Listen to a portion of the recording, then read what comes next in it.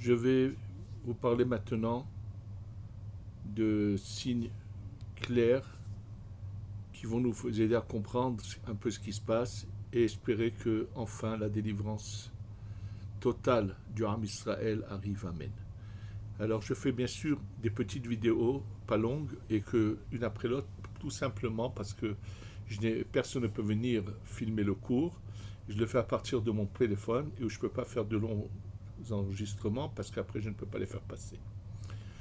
Ce que je voudrais, le point sur lequel je voudrais vous parler, c'est par rapport à un événement qui s'est passé hier, très important, mais pour comprendre son importance, je voudrais vous parler de revenir à un sujet.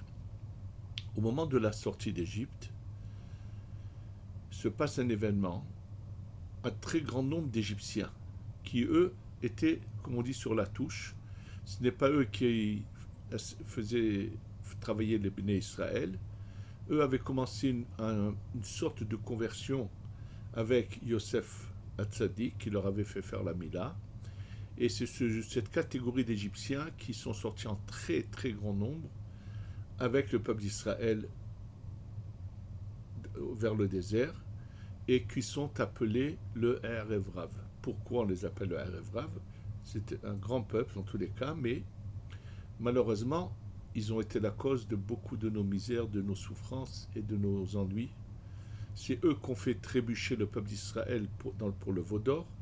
C'est eux qui ont été la cause de beaucoup de souffrances dans cette génération du désert, qui leur ont provoqué énormément de fautes. Et finalement, aucun d'entre eux n'est rentré en Eretz Israël. Ils sont tous morts dans le désert. C'est Moshe Rabbeinu qui avait voulu les aider à venir vers la lumière de la Torah.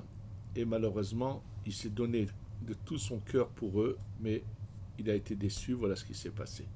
Et c'est pour ça que Hachem lui dit Ki shichet amecha, ton peuple a fauté et a fait trébucher le peuple d'Israël. À cause de cela, il est dit dans le Harizal que Moshe Rabbeinu revient en réincarnation en Gilgul tous les 50 ans pour nous mettre en garde sous la forme d'un Rav qui dit faites attention, n'allez pas, ne suivez pas le Erev Rav, cette catégorie de gens. Mais on vient de dire qu'ils sont tous morts. Oui, ils sont morts, c'est vrai. Mais malheureusement, le Harizal écrit dans son livre que nous sommes, depuis l'époque du Harizal jusqu'à la venue du Mashiach, nous sommes le Gilgul, la réincarnation de la génération qui était dans le désert. Et il dit maintenant, donc même le Erev Rav est revenu en Gilgul, il dit sache que maintenant, la majorité de la génération, ce sont du Erev Rav. D'ailleurs, nous pouvons le constater que la majorité n'applique pas la Torah et il y a eu une assimilation terrible partout. Ça a été d'abord aux États-Unis d'une manière inimaginable. Et ceux qui connaissent la réalité de la communauté juive de France sauront que,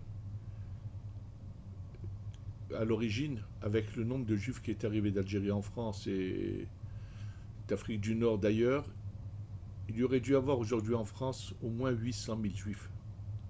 Or, ce n'est pas du tout le cas. On est très très loin de ce chiffre. Je sais qu'il y a quelques années seulement, l'Agence juive, en coopération avec les institutions juives de France, avait fait une sorte de recensement. Et ce recensement, c'est basé surtout, je pense, par rapport à Yom Kippour, puisque combien de gens viennent à Kippour dans les synagogues ou dans les lieux loués à ce fait-là. Et malheureusement, on sait ce qui s'est passé. Bon, ceux qui se sont assimilés, tant pis, sont perdus. Le problème est plus aigu ici en Eretz Israël, où cette catégorie qu'on appelle le Erev Rav se manifeste de deux manières. Une d'entre elles se manifeste comme ça a déjà été mentionné dans le Tikkun Hazohar, Tikkun Kaf Alef, où il est dit que juste avant la venue du Mashiach, le Erev Rav ira contre nous et empêchera le peuple d'Israël de s'installer dans tout Eretz Israël.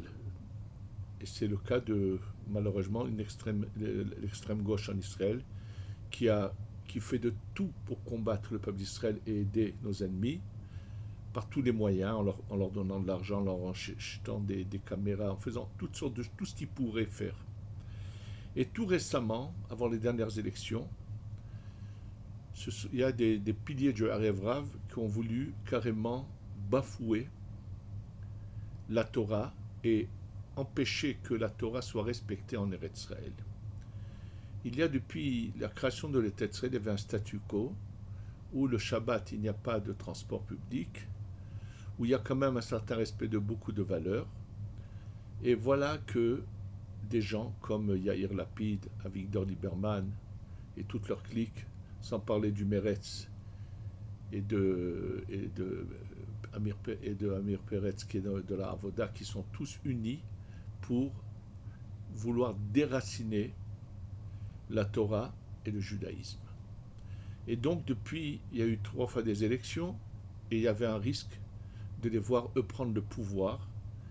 Et malheureusement, s'ils avaient réussi à prendre le pouvoir, ça aurait été terrible parce qu'ils auraient tout de suite mis en pratique ce qu'ils avaient envie, c'est-à-dire une vie laïque sans aucun point de Torah en Eretz Israël, c'est-à-dire que on tolère les mariages même non-juifs avec non-juifs, on fait tout ce qu'on veut qui va à l'encontre de la Torah.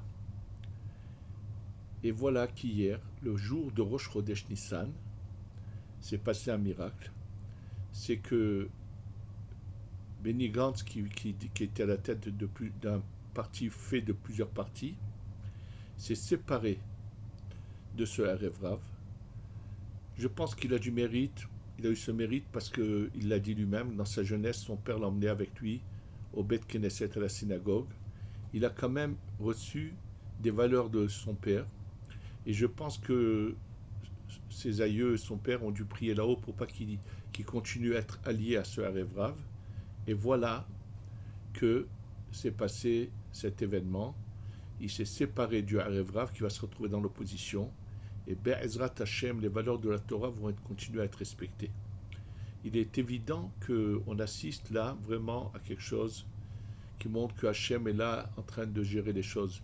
Bien que la situation paraisse aussi dure qu'elle soit, il faut le savoir que ça nous fait beaucoup de peine pour chaque sacrifice qui tombe, chaque malheureux qui tombe à cause de cette maladie. Et on prie constamment que ça s'arrête et qu'on ait enfin la Géoula. Mais voilà déjà un signe que Hachem nous montre dans le mois de la délivrance, qu'il a fait de l'ordre et qu'il a donné la possibilité à ce que Eretz Israël continue dans le chemin de la Torah. Ça, c'est le premier point important. Et le deuxième point que je voudrais vous parler, c'est dans la suite de ce cours, ça sera par rapport le Kibbutz Galuyot, qui est le rassemblement des Béné Israël du monde entier vers Eretz Israël. Je vais en parler dans le cours qui suit.